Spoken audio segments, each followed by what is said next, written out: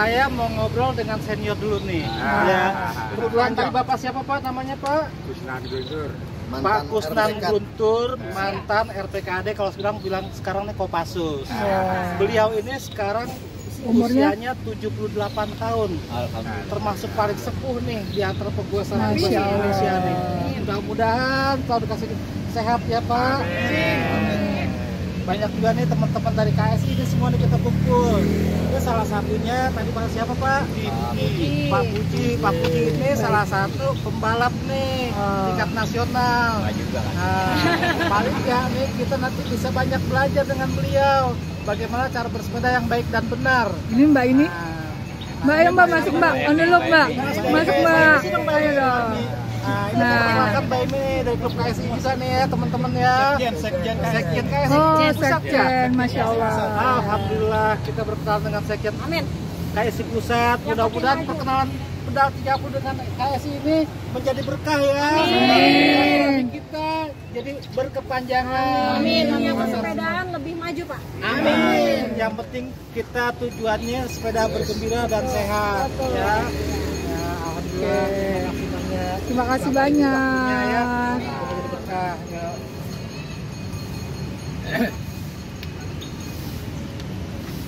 Oke. Yang paling singkat untuk tubuh, ya, kebugaran tubuh, terutama jantung. Itu orang kebanyakan kecelakaan di sepeda, terutama dia tidak ditabrak, tapi meninggal. Itu biasanya jantung.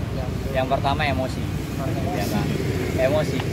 Padahal dia sudah tidak kuat, tapi karena dia merasa dirinya muda, dilewatin dengan yang tua, timbulnya emosi, dihajar terus, dia nggak kontrol diri, akhirnya dijoprak.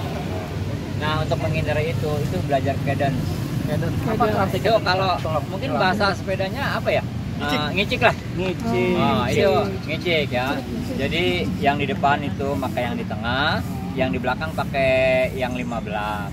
Terus paling kecil di belakang, gear depan paling kecil ya. Bukan, bukan. Jadi yang depan tuh yang di tengah. Kalau memang dia susun 3, dipakai tengah aja. Yang tengah, yang belakangnya pakai yang 15 atau 16. Terus itu yang pertama tuh kan disebut ngicik. Kenapa disebut ngicik? Itu buat peregangan semua tubuh. Dari mulai kaki, otak sampai jantung. Nanti kalau ternyata dia udah lama, dengan sendirinya dia ada pembesaran, ya, untuk jantung itu tuh, pompanya itu. Nah itu jadi nanti di situ lama kelamaan karena sudah besar dia untuk penampungan oksigen, pengaturan napas, nanti dia dengan sendirinya tahu. Ini gitu ya. Kalau kita nggak begitu, nanti timbulnya apa? Emosi. Jantung kita masih kecil, daya pompanya si jantung juga masih kecil. Kita hajar, joprak, kolep, langsung. Atur napasnya juga jangan lupa, bisa tambahin sedikit. Pengaturan napasnya adalah yang terbaik adalah tarik napas sedalam-dalamnya, keluarkan. Semakin cepat ngicik kita semakin. Jadi tarik lewat hidung, keluarin lewat mulut. Nanti Bapak bisa coba, pasti itu mendongkrak performan goes kita 30%. Ada satu nanti lagi. Bapak coba. Semakin cepat keadaan kita, keluarin dari mulut. Tarik lewat hidung, keluar lewat mulut. Tarik lewat hidung, keluar lewat mulut. Pada saat goes ya? Pada saat goes. Ada lagi ya. Goes kita naik 30%. Siap. Nah itu yang nanti Bapak bisa cobain. Yang penting, Itu yang paling penting. sebisa mungkin harus bisa mengalahkan hati. Betul. Soalnya kalau udah main kayak gitu, itu biasanya malas timbulnya. Betul. Coba laksanakan selama jangka waktu sebulan. Cadence terus. Oke. Jadi andaikannya ada orang yang ngelewatin, jangan ngurusin orang. Yang penting karena kita pengen sehat terus. Oh, jadi cadence itu justru mau bikin jantung kita kuat ya, membuka jantung ya. Jantung, otak. Otak. Gitu ya. Karena kita main sepeda tuh ini sama ini. Bapak bisa coba. Rambutnya cuma 3. Pasti Bapak kaget. Ya. Nanti dengan sendirinya kalau tadinya ada jangka waktu sebulan, ya baru naik lagi ke tingkat yang lebih tinggi. Itu lama-lama pada saat kita udah ngerti di situ, itu buat jalan datar sama nanjak juga gampang, bisa ditanjak. Jadi either kita jalan datar, kita latihan cadence saja nggak apa-apa. Cadence aja. Oke. Itu berapa lama sekali minta latihan? Apa sekuatnya? Nah, jadi kita harus pakai waktu. Oke. Andaikannya gini, kita pemula. Nah, itu pemula, Ya, jangan pemula. buat atlet. Nah, Ya, pemula. Nah, kita bahasanya pemula aja. Nah, jadi dari mulai 30 menit. Nanti besok 30 menit. Kalau merasa fit badannya, tambahin. Sebisa mungkin kalau misalnya udah dapat 1 jam, besok pulang 1 jam. 1 jam. Tapi kalau kita punya siklo, dari kecepatan-kecepatan yang kita jalanin, itu biasanya naik RPM-nya tuh. Nah, ada kita bisa main 15, 20, itu dengan kecepatan itu nanti bisa nambah. Bisa 20, 25 gitu. Terus, tapi rutin.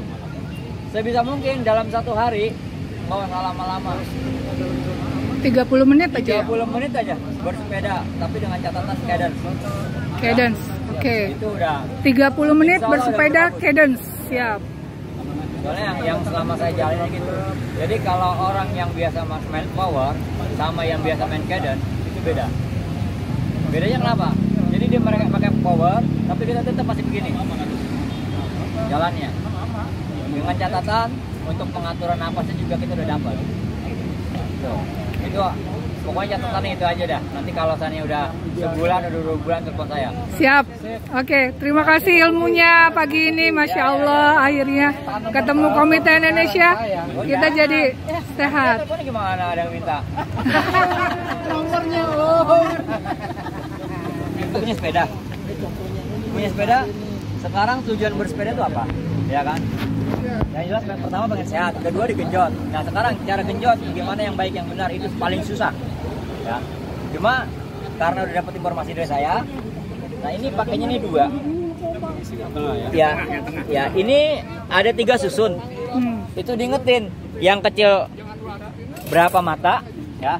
Yang di tengah tuh berapa mata, yang paling besar tuh berapa mata. Karena di sini kan ada yang beda-beda. Ada yang 44, ada yang 40, ya kan? Ada yang 48, bahkan sekarang juga ada yang 50, ya kan? Tapi kalau untuk MTB, kita pakai yang tengah tuh. Yang mana, Pak? Nih, di sini sprok apa? Nomor 2 crank, yang nomor 2, Crank ya. nomor 2, oke. Crank nomor 2. Nah, di sini cari yang 15. Kalau nggak 15, 16. Biasanya Kak. Ya, 15T atau 16T. Biasanya yang namanya sprocket itu beda-beda. Makanya kita punya sepeda harus apal di sprocket. Oke. Dari mulai 11, 12, 13, kadang-kadang bisa loncat 15. Ya kan? Kadang-kadang bisa 16. Tuh. Jadi yang namanya sprocket itu beda-beda. Diore segala macam tuh beda semua. Makanya kalau lagi latihan biasanya gini. 50, 15. Kita kan bingung apa sih 50-15? Kan nggak tahu. Nah itu maksudnya gear yang paling depan itu 50, yang belakang itu 15. Nah sekarang kita hafal nggak sama ini? Belum. Ya itu harus belajar dihafal. Karena kalau ngegenjot, yang namanya genjot, ngontel itu semuanya orang bisa. Cuman yang paling susah bagaimana caranya orang bertahan di atas sadel, cara genjot yang baik, gitu kan. Itu yang paling susah. Bertahan dengan kayak gitu Ya. terus. Biasanya kalau orang udah tahan di sini, ada satu yang nggak bisa nahan. Bisa nggak nahan duduk di sadel selama 2-3 jam? Iya. Gitu. Pasti pada saat dia sudah lewat waktunya dari 1 jam atau 2 jam, dia bisa berdiri. Betul. Kalau udah berdiri, karena udah lepas dari sadel, nanti duduk lagi, itu baru enak lagi. Makanya belum ada yang bisa kalian ini. Lain dengan atlet-atlet. Kalau atlet itu jarak tempuhnya memang udah jauh, kilometernya juga jauh, karena dia perbandingannya gini. 1 jam dari titik start itu berapa kilo? Biasanya kalau kita bikin event touring segala macam, biasanya kalau di stop pertama itu 1 jam 30 kilo. Itu di stop pertama. Di stop kedua 30. Di stop ketiga 30. Jadi kan 90. Nah sekarang kalau misalnya kita Dengan kecepatan biasanya kalau 1 jam itu kecepatan itu hampir rata-rata 30, 35, 30, 35. Biasanya mentok-mentoknya itu 32, 33 1 jam. Nah nanti di setting kalau kita itu 1 jam, kita punya pistol 3, 30, 90. Berarti itu kan 3 jam ya. 3 jam. Nah itu dengan catatan kalau kita mampu. Kalau kita nggak mampu, biasanya itu kecepatan tuh paling 25, 22. 1 jam itu nggak dapat. Biasanya 1,5 jam atau 2 jam. Siap. Beda dengan yang atlet. Kalau atlet itu biasanya dia punya patokan. Start dari sini 0. 1 jam saya ada di mana nih? Itu 30 menit target. Kadang-kadang kalau yang sudah terbiasa itu 1 jam lebih cepat di 1 kilonya bisa 80. Terima kasih ilmunya Pak. Masya Allah, benar-benar berkah. Kasih tahu. Siap. Kabarin. Nah. Makasih.